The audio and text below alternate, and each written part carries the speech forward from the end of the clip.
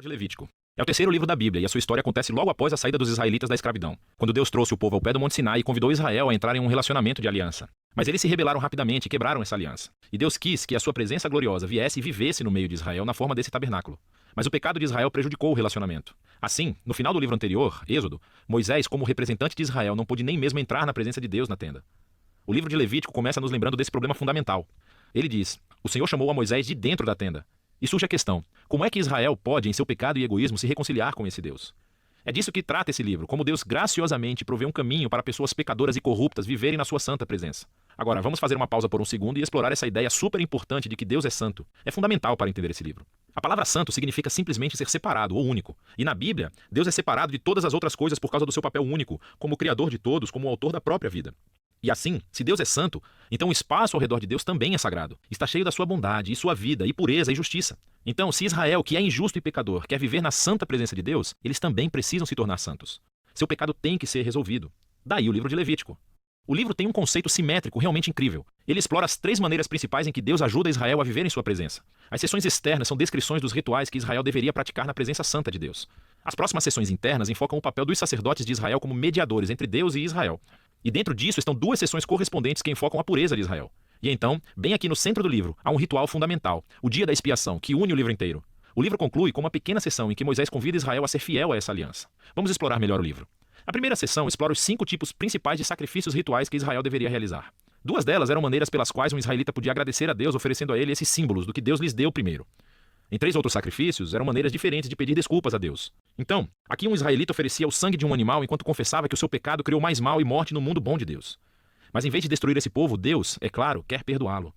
E assim, esse animal simbolicamente morre em seu lugar e o expia, o que significa cobrir o pecado deles. E assim, através desses rituais, os israelitas estavam constantemente sendo lembrados da graça de Deus, mas também da sua justiça e da severidade do seu mal e as suas consequências. O segundo conjunto de rituais estabelece as 7 festas anuais de Israel. E cada uma delas contava uma parte diferente da história sobre como Deus os resgatou da escravidão no Egito e os levou através do deserto a caminho da terra prometida. E celebrando essas festas regularmente, Israel se lembraria de quem eram e quem Deus era para eles. Agora, as sessões sobre os sacerdotes de Israel. Você tem Arão e os seus filhos, ordenados pela primeira vez a entrar na presença de Deus em nome de Israel.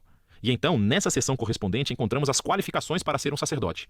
Os sacerdotes foram chamados ao nível mais alto de integridade moral e santidade ritual, porque eles representavam o povo diante de Deus, mas também representavam Deus para o povo. Descobrimos porque a santidade dos sacerdotes é tão importante aqui nessa primeira seção, logo após a ordenação da família de Arão. 2 de seus filhos caminham direto para a presença de Deus e violam flagrantemente as regras, e assim eles são consumidos pela santidade de Deus. É uma lembrança assustadora do paradoxo que existe ao vivermos na presença santa de Deus. Porque é bondade pura, mas se torna perigoso para aqueles que se rebelam e insultam a santidade de Deus. Por isso é importante que os sacerdotes de Israel se tornem santos. E também que todo o povo de Israel se torne santo, que é do que se tratam as próximas sessões internas. Os capítulos 11 a 15 são sobre a pureza ritual exigida de todos os israelitas. E os capítulos de 18 a 20 são sobre a pureza moral do povo. E aqui está o que significa essa linguagem de pureza e impureza. Como Deus é santo, os israelitas precisam estar em um estado de santidade quando entrarem na sua presença. Isso era chamado de estar limpo ou puro. A presença de Deus estava fora dos limites para qualquer um que não estivesse em um estado sagrado, e isso foi chamado de imundo ou impuro. Um israelita poderia se tornar impuro de poucas maneiras, entrando em contato com fluidos corporais reprodutivos, caso tivesse uma doença de pele, se tocasse em mofo ou fungo, ou se tocasse num corpo morto. Agora, para os israelitas, todos esses exemplos estavam associados à mortalidade, como a perda da vida, o que nos leva ao símbolo central de todas essas ideias. Você se torna impuro quando se contamina ao tocar a morte, por assim dizer. E a morte é o oposto da santidade de Deus, porque a essência de Deus é a vida. Isso é realmente fundamental. Ser impuro não era simplesmente pecaminoso ou errado. Tocar esses tipos de coisas fazia parte normal da vida cotidiana, e a impureza era um estado temporário. Durava apenas uma semana ou 2 e depois acabava. O que estava errado ou era pecaminoso era entrar na presença de Deus carregando esses símbolos de morte e impureza no meu corpo. Não faça isso. Agora, o último modo de se tornar impuro era comendo certos animais. E as leis alimentares kosher são encontradas aqui nessa seção. Agora, tem havido muitas teorias sobre por que certos animais eram considerados impuros e fora dos limites, seja para promover a higiene ou para evitar tabus culturais. O texto não é explícito, mas o ponto básico de todos esses capítulos é muito claro. Ao todo, eles funcionam como um conjunto elaborado de símbolos culturais que lembram a Israel que a santidade de Deus deveria afetar todas as áreas de suas vidas. A seção correspondente aqui é sobre a pureza moral de Israel. Os israelitas foram chamados a viver de maneira diferente dos cananeus.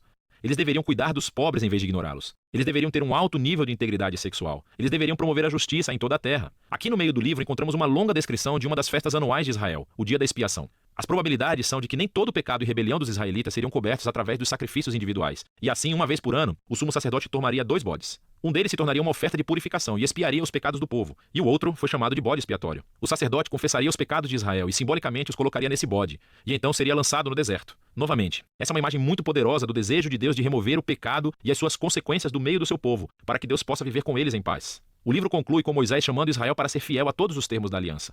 E ele descreve as bênçãos de paz e abundância que resultarão se Israel obedecer a todas essas leis. Ele também os adverte que, se forem infiéis e desonrarem a santidade de Deus, isso resultará em desastre e, por fim, o exílio da terra prometida. Agora, se quiser ver como o Levítico se encaixa na grande história, é útil olhar para a primeira frase do próximo livro da Bíblia, Números. Começa com: o Senhor falou a Moisés na tenda. Assim, podemos ver que Moisés agora é capaz de entrar na presença de Deus em nome de Israel. O livro de Levítico funcionou. Assim, apesar do fracasso de Israel, Deus providenciou um caminho para que o seu pecado fosse coberto, para que Deus pudesse viver em paz com as pessoas pecadoras. E é disso que o livro de Levítico se trata.